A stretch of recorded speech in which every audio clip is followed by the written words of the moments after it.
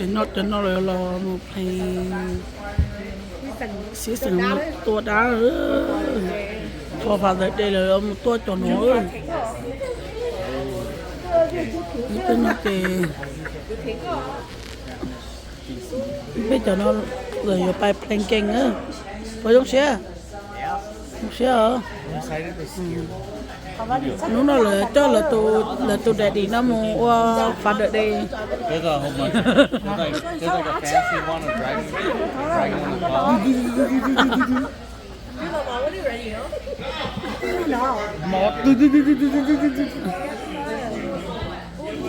Ở tôi nói để đi thì tôi mới tôi nhớ hôm nay tôi cho nó tôi phạt đợi đi. 나 진짜 고모니까만 이렇게 거울이 계시 와. Ở tôi tận nó cho nó tôi để đi tôi mua phạt đợi đi he. Tôi đừng nói thế. Ở tôi nó bé tôi là cho là tôi để đi mua phạt đợi đi nữa. Đi biết có mà thấy lời thằng là mua cái hậu đi cả.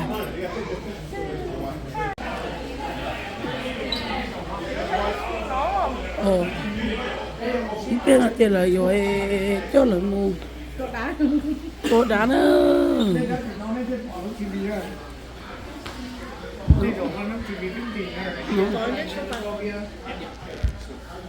tôi nói tôi là rồi mỗi lần nào không chơi nè anh này mấy này còn nó lấy cho tôi lỡ bé tôi là nó cho là bé tôi để đi nó thành cái dùng tôi tốt cho tụi nó tiền tụi tôi cho mẹ thì tụi tôi cho tôi chỉ mà tụi tôi cho nó mình thì tụi tôi chỉ tao nên đó là một tôi cho dạ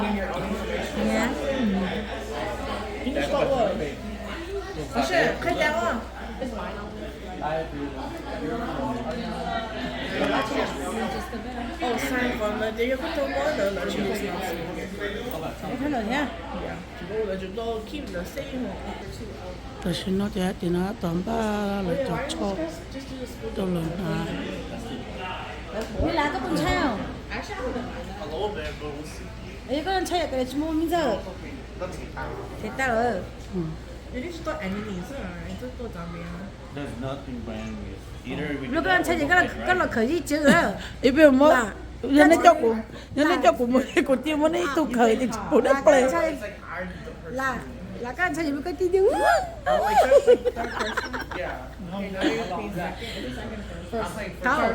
có một con trai được phải nữa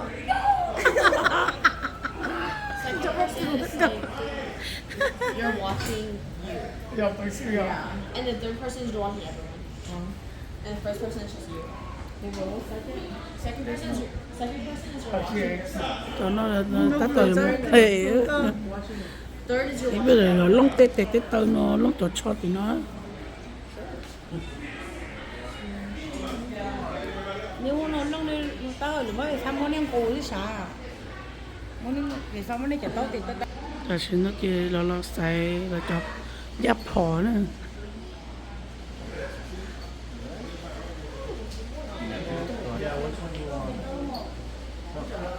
nói bây giờ là cho nó thầu là chiếc bự nè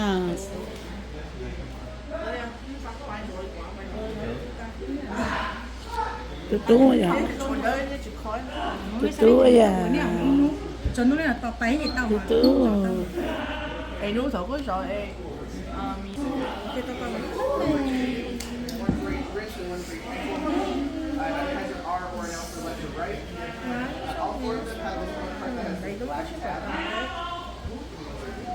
bài tốt là đi chứ cái lớn bài có sỉnh sửa không bà xe nó bị có cái này thắt chơi nữa thế này nên cho coi phải chặt chơi coi cho nên mấy con về pháp cùng được còn nó một tôi mẹ ấy tôi đã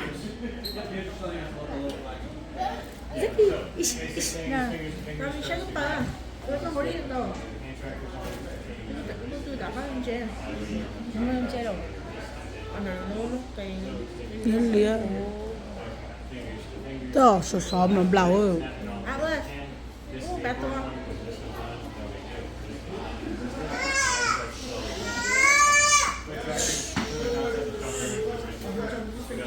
rear ankle, not the front inside back. And again, the only arm will be upside down.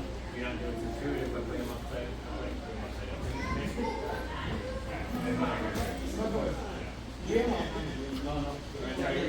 Nè khi có chị ha. Để có cửa chứ. anh này 옆에 anh à ồ Ủa có những cái chợ tao. ồ Lỗi mà cho tụi cái xe. Chứ chị tao cho không cho này vô cha đó. nó chỉ một chỗ chả biết nó một cọp bó Vâng, có chợ phá cô đó mi là. tròn tới tia cho cô tao phao ởตัวนึงnèแต่ฉันnói chỉ cho nó lông tế lông tơ tao sao cho cho lần nào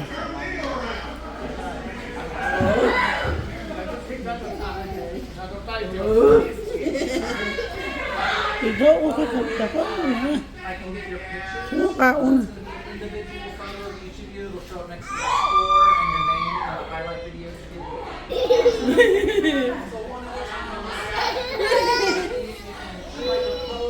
with the weapon if you want.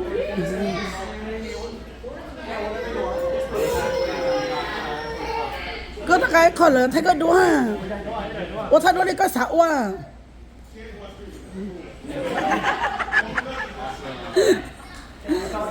lo tận chả có thế mà tiếc thì đâu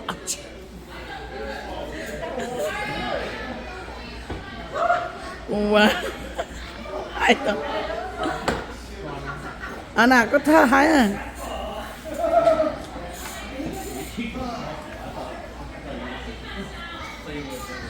anh nào có thấy có chị hái thằng cháu đó rồi tha hàng cha tú có tha hàng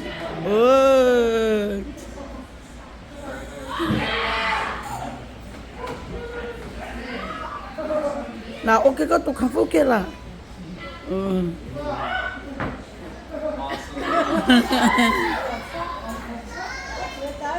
số ta tôi thấy ta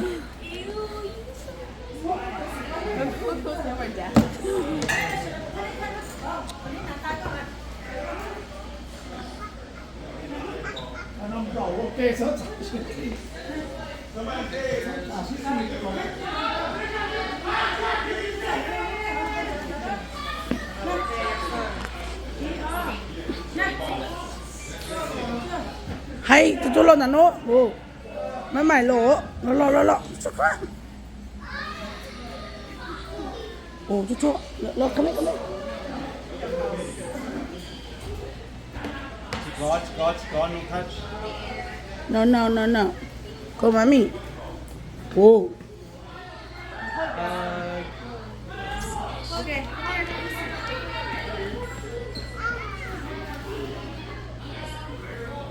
Chị sẽ cho chị thấy.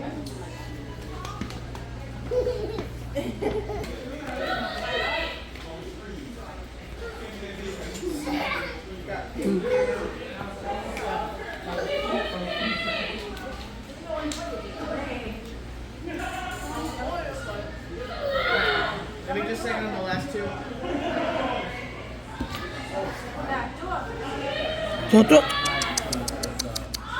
no come at me bao ta nước bao hậu nữa không uống cả nước bao kia về lúc khổ có này cho nó là dòng ủa sống trở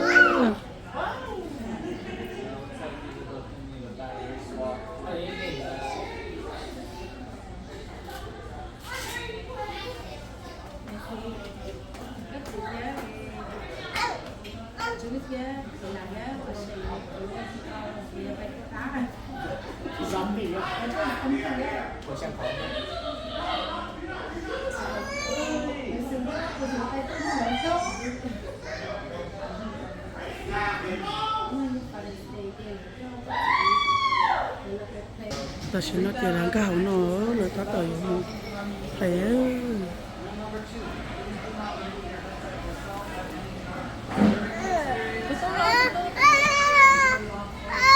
ê nó lo cao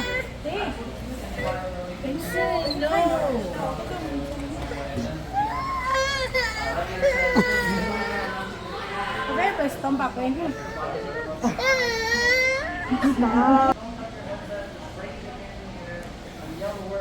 Có nhiều cho nó Spread out if you want a space between you. Inside the play area will be in with headsets. Yeah, I can do this one. nó là nhỏ play là một số to đợt đá đó.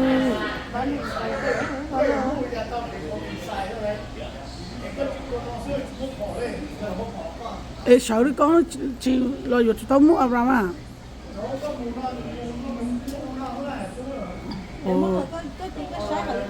Ô nó là phải Abraham tao take rồi. Nó muốn Abraham tao take con này.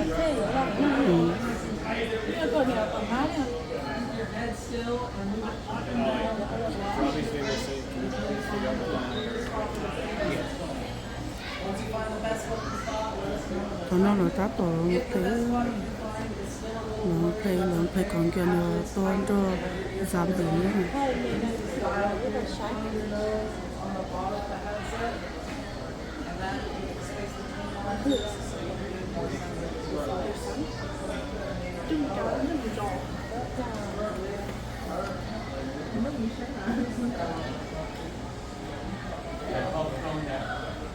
nó sao chưa? Chả có cái tớ là hay á. Được khi hồi đào chính đông nữa, cứ đào mong có.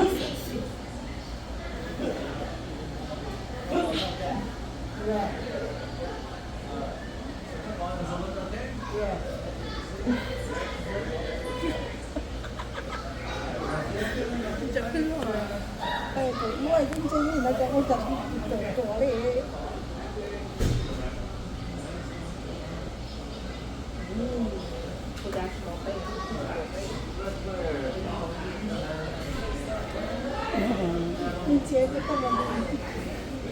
Cho luôn có cái gì á, cũng nuôi cái một lọ đó, có nhiều một cái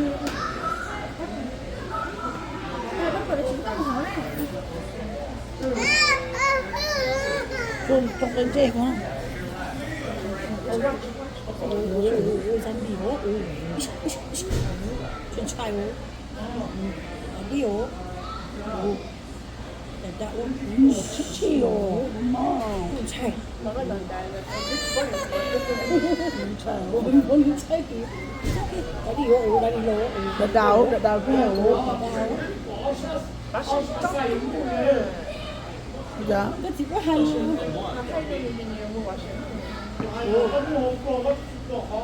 cái gì cháu to lố đi có nó nha hai cái này đã uống là đã uống còn đây còn tôi biết chồng nó có chay ăn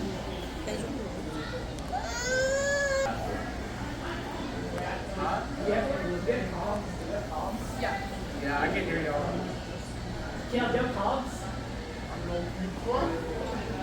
nè hai đồng bóng có chỉ đẹp All right, all of our headsets are on. Quick sound check. If you hear my voice coming through your earphones, raise your hand. Perfect. Lower your hands. I'll give you a little lobby. It's also so steady.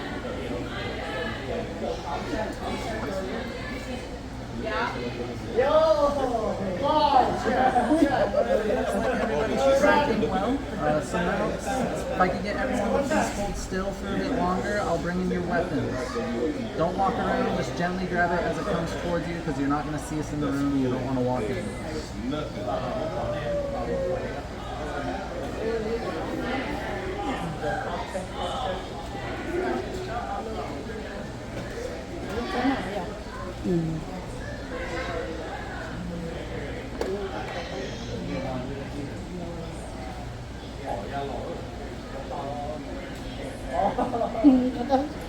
bỏ da lò đó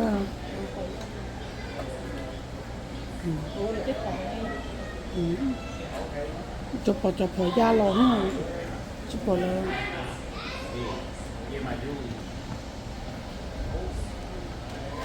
như là ác cô là tôi cho các nhớ chứ không ô to chả mình con đá mình nhỉ anh nào tao Alright guys, I'm going to start the tutorial now. Once we get to the reload section, you can practice if you can. mua đá mình chứ mua đá mình có chỉ rồi có chỉ đá mình có sao hay được ta sẽ được là ta còn ta còn một tuổi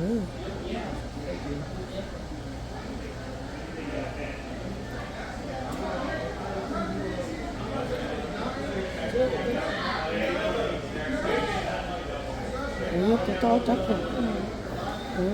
rồi tụi to chắc rồi nè họ trái tụi tụi có chụp vào tụi rồi tụi bé tụi nó tụi nó tí anh nào đó họ tụi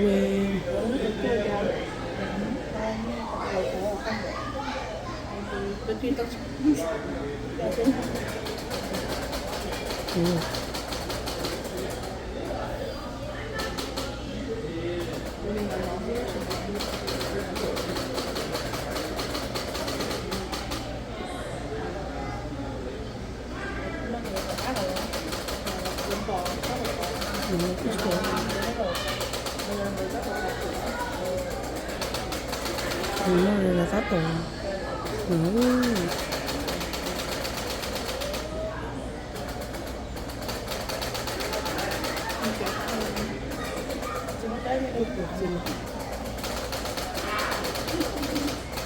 anh à chứ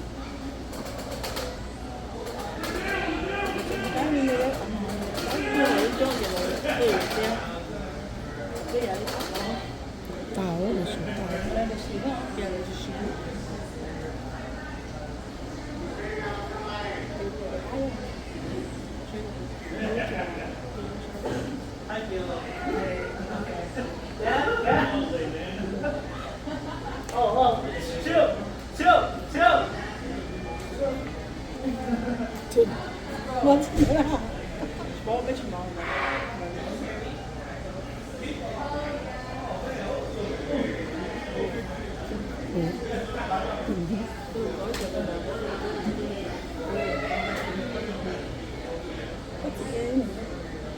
nếu ok thì có hay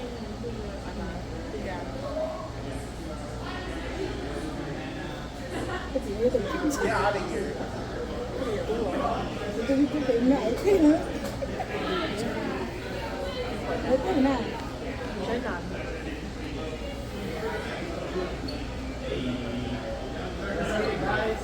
Let's go.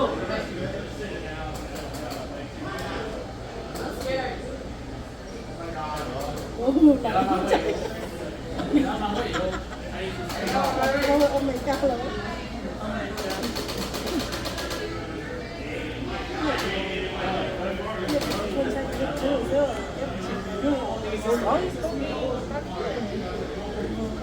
Lấy tôi kia thì là chưa có giờ.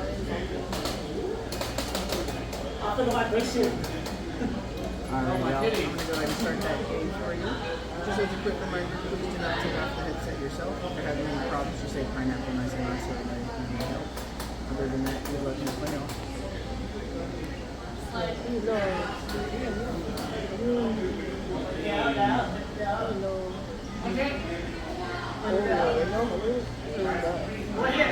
nó bây giờ chắc nó thì một thảo ta là luôn luôn